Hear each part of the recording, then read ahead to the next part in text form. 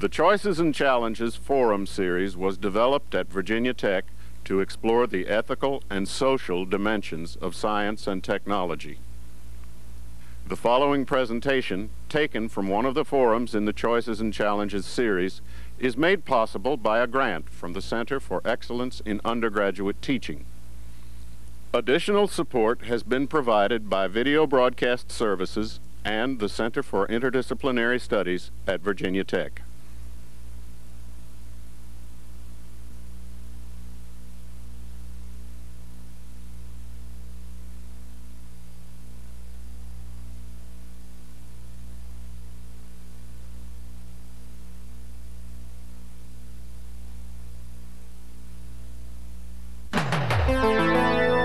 Progress is often portrayed as a battle against nature. In this century, we have become remarkably effective in developing chemicals to fight that battle. Chemicals that kill or control the pests that compete with us. How dependent have we become on these chemical weapons? What are the real dangers associated with their use? Are they really necessary for us to maintain our present standards of living? There is no doubt that pesticides are effective. Yet even when chemicals are used to control pests, crop losses are still enormous. 1/3 of all food crops worldwide are lost to pests, and in the Third World, losses are even greater. Pests destroy over 40% of everything produced in Latin America. In the United States, annual crop losses due to pests are estimated at 30% or $30 billion. Pesticide use is not limited to food crops or forestry management. We use them more in our daily lives than we perhaps realize.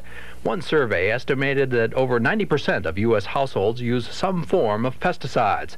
They're used not only to control vermin such as rats and roaches, but also in our pets' flea collars, in insect repellent, and for mildew prevention. Large quantities of pesticides are dispensed through the home lawn care market.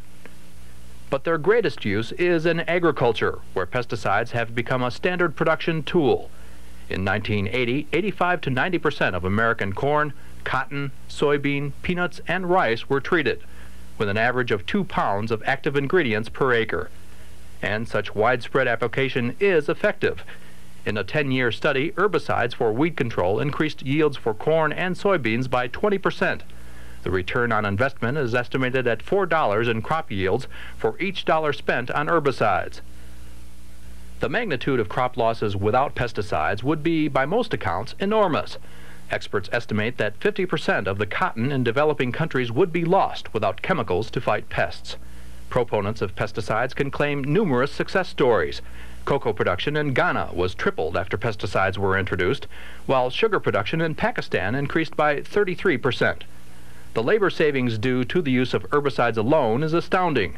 Today, 2% of the American labor force work on farms, but without herbicides to control weeds, experts estimate that the required farm labor force would jump to 10 to 12%. It is not surprising, then, that pesticides are big business, and the United States is a major producer. U.S. companies manufactured about 1.5 billion pounds in 1987, with an estimated retail value of almost $7 billion. We are also the world's largest consumer of chemical pesticides, spending almost $4.5 billion each year. Our share amounts to more than a quarter of the world total of nearly $17 billion.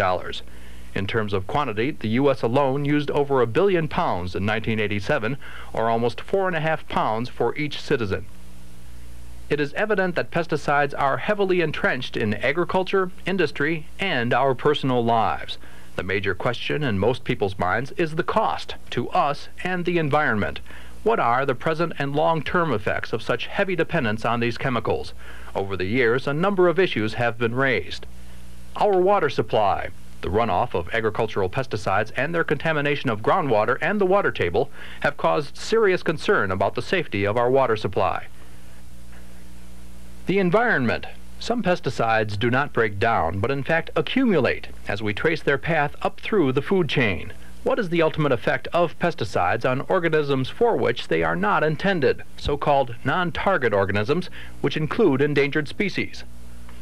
Our food supply. There is considerable concern among consumer groups about the extent to which pesticides have been incorporated into the food supply. Is our food safe? The recent concern over the use of LR in apples points to a widespread fear the effects of chemicals on children. Do their higher consumption of some foods, along with their lower body weight, make them more vulnerable? Government policy. Finally, how is the government responding to these concerns? Are the responses adequate and effective? Do existing government safeguards work? With all of these concerns, we might ask if there are viable alternatives to pesticides. Dramatic developments have been claimed in biotechnology and genetic engineering, in which plants are bred to resist disease. Can these methods substitute safely for pesticides? On the other side are proponents of organic farming, meaning crop production without chemicals. These groups are making strong claims for our attention and food dollars. Can crops truly be produced this way at a reasonable cost? Perhaps the final question is, how safe is safe? If we must compromise and accept a trade-off of some risk for the obvious benefits of pesticides, what is an acceptable level of risk? The flood of statistics is bewildering, but do we have good data on which to base our decisions? At times, there seems to be no middle ground. Some experts claim that we are facing grave risks by continuing to use pesticides at the current rate. Others say we would jeopardize our current lifestyles without them, and that chemicals actually pose a relatively small threat to our health and well-being. Whom do we believe? What will be our answer to the pesticide dilemma? From an historian's point of view, one of the most obvious things about the pesticide dilemma is that it isn't really very new. It is, in fact, about 100 years old. It is not something that came in with DDT, but is instead much more the product of our industrial society and our economy. It is a result, in fact, of many choices made over a long period of time and many factors. And is deeply rooted in the economic, scientific, and governmental organizations of the United States. It's not something that we're going to solve by reducing pesticide levels of a particular thing or by doing scientific studies. It's something that's built in, and if we want to change it, we must make large, important, and one might suggest, expensive changes.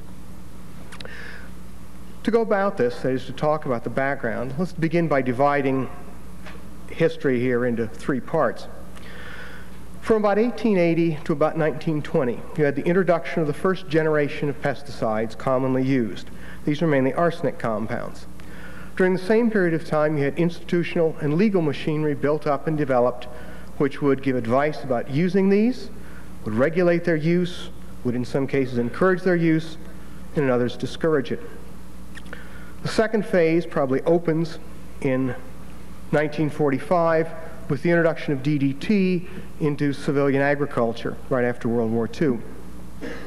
DDT was the first of the modern miracles, the atomic bomb of insecticides, a phrase that probably does not appear to be quite as inspiring as it did in 1945. 25 years after DDT was the modern miracle, we might begin the third phase by finding that DDT had become one of the great menaces to modern society, the worst thing in the world, responsible for every evil except ingrown toenails and overparking. What had happened was that we had discovered with the second generation costs we had never thought of, drawbacks we had never suspected, dangers which our system of regulation had entirely overlooked. We are now in the third phase, one in which we are attempting to find the cost, to discover the benefits, the real benefits, and to regulate the use. And in some ways, I suspect, we're changing our ideas about what pesticides are, how they should be used, and what should go on. This all begins, though, in the late 19th century, when arsenic compounds came into common use as insecticides. They were introduced very largely to reduce loss in commercial crops across the United States. They were encouraged by the availability of a raw material, arsenic, which was the byproduct of copper smelting, and the need for profit in an increasingly market-oriented agriculture. As arsenic supplies piled up, the people who refined copper were perfectly happy to sell these off. They were ground up and used in various formulations. Now, even if you don't know anything else about arsenic, and you had nothing in chemistry that you remember from high school, you probably remember that arsenic is bad for you. Indeed, it is highly toxic, one of the common poisons of antiquity. And that fact was the key element in regulating and developing the regulatory machinery to look at the health hazards of pesticides. Because this was so poisonous, we came to focus on the immediate acute hazards of ingesting pesticides. But why did everybody accept pesticides, and why did they come into wide use? I have, of course, several chapters in my book on DDT discussing this very question. Simply put, what happened was that pesticides best fit the farming system of the United States. We had individual land ownership. Farmers were quite generally, along with the rest of us, individualistic. And indeed, many people have remained farmers simply because they like being their own boss. It certainly is not because it will make them rich.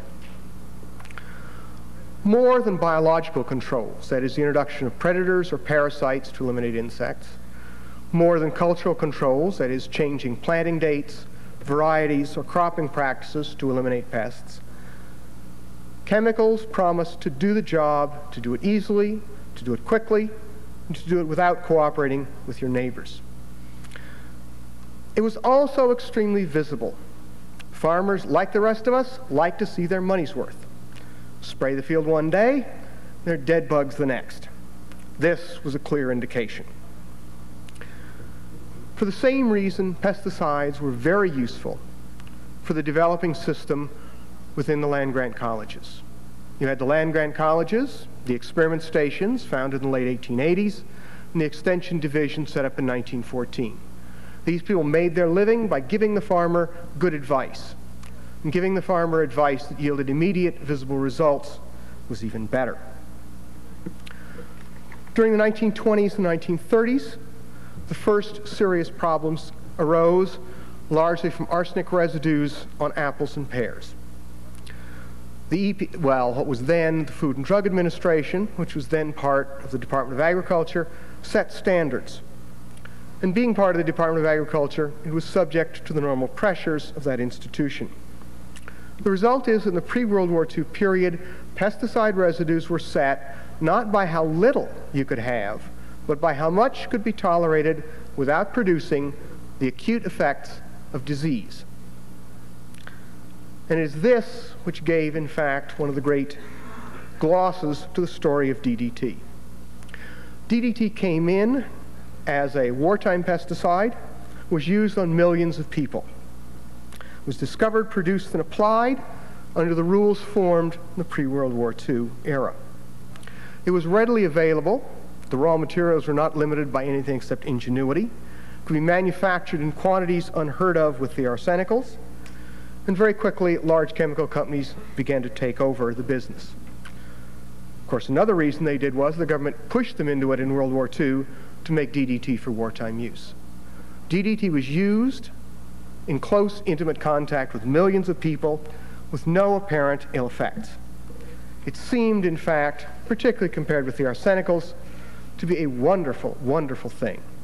And in the late 1940s, you can find people beginning to talk again about the eradication of pest insects and of an insect-free agriculture. Gradually, through the 1950s and into the 1960s, it was discovered that DDT had problems no one had ever thought of. It was far more persistent than anyone had suspected. It did not break down in the environment very rapidly at all. It was also mobile. It began turning up in the fat of penguins in Antarctica, in fish in the North Pacific. Neither area is well known for its fields sprayed with DDT. It also, as it turned out, was concentrated up food chains or through other biological mechanisms, with the result that some species of wildlife were getting residues in their fat thousands and thousands of times the level that had ever been applied anywhere. The first public real alarm at this came with a publication in 1962 of Rachel Carson's Silent Spring. Carson raised the problems, most particularly of human health. DDT, she said, was causing enormous problems, threatened our health and the health of unborn generations. We had used it, she said, with no thought of its future consequences and no serious organization. She also urged that we take another road, what amounted to alternative methods of insect control. The popularity of Silent Spring was in part due to its message, in part due to the wonderful prose of its author, and in part due to the attacks mounted on it by the National Agricultural Chemicals Association, which accused Carson of wanting us to all live on nuts and berries, of going back to the caves, and of being, in effect, in unconscious league with the communists to destroy American agriculture. By the time the book appeared, everyone wanted to find out what these charges were. DDT, in fact, came to be the focus by the late 1960s of the rising environmental movement. It was an example of the horrors of technology run wild. Now, in many cases, the concern about DDT was exaggerated, but it proved very much to be an effective key, was something people could concentrate on, a single issue at which it seemed they could make a difference. The Environmental Defense Fund, formed in 1967, made its way fighting DDT. It found by 1968 that many people were ready to testify, many scientists were ready to testify about the harmful environmental effects of DDT, and many people were willing to contribute money, time, and effort to help the fight. Between about 1968 and 1975, the United States regulations underwent major changes. DDT was banned, several other persistent pesticides were banned or severely restricted. Regulation was taken out of the Department of Agriculture, put into the Environmental Protection Agency. The result, though, was not an end to pesticide use. We shifted over to a set of other pesticides. We continued in some cases to use persistent pesticides for their benefits. Of course, the residues continued to stay around. We have moved in the last 15 years toward more specific chemicals, toward more concern with the long-term effects, and toward more concern with the off-farm effects. However, I wouldn't want to end by saying that this all looked really good. In a real sense, this is a cautionary tale. The first generation of pesticides set a regulatory framework. It set a framework which, as it turned out, was entirely inappropriate for the new pesticide, DDT. The alarms and warnings about DDT came not from agricultural chemical people. It came from people who are entirely, in fact, unconcerned professionally with agriculture, that is, wildlife scientists. And they found, indeed, problems which no one had suspected. They found them in ways that no one would have thought to look for them. We still do not know a great deal about the long-term, low-level effects of many of these chemicals. In large part because carrying out studies takes a long time and a lot of money. Lifetime studies can be done on human beings over 70 years. They can be done on mice, of course, in a much shorter period of time, but then one has to extrapolate from enormously high doses on a few mice to extremely low doses on human beings over a much longer period of time. Nor do we really know much about the alternatives to pesticides. The comparisons we normally make are between pesticide use and non-pesticide use. And the implicit in that comparison is the idea that non-pesticide use means, in effect, 19th or 20th century agriculture without pesticides. And yet 20th century agriculture, or even late 19th century agriculture, is developed very much around pesticide use. And it really doesn't make much sense to compare one area or one system with itself and then that system with one component removed. Organic farming has been around for a long time. Integrated pest management has come along in the last 15 years. These promise, at least in some ways, to change pesticide use or to offer alternatives to pesticide use altogether. How good they are, we really don't know. The level of debate in some cases has certainly not been all that great. We cannot, again, extrapolate from rising pesticide use and fewer cancer deaths to pesticides are safe. One can try that, but I'm afraid the doctors would have a little bit to say about cancer mortality as well. Finally, there is the consideration that we're not just exposed to a single pesticide, and yet our studies almost have to be done in that fashion. We're exposed to all of them all at once, which raises entirely new questions. There is in this, though, I think, one lesson, and that is that we're dealing here with a system with profound economic effects. That is, changing it would require enormous commitments of time and money. And as any historian would tell you, or any non-historian, that sets clear limits to what one can do.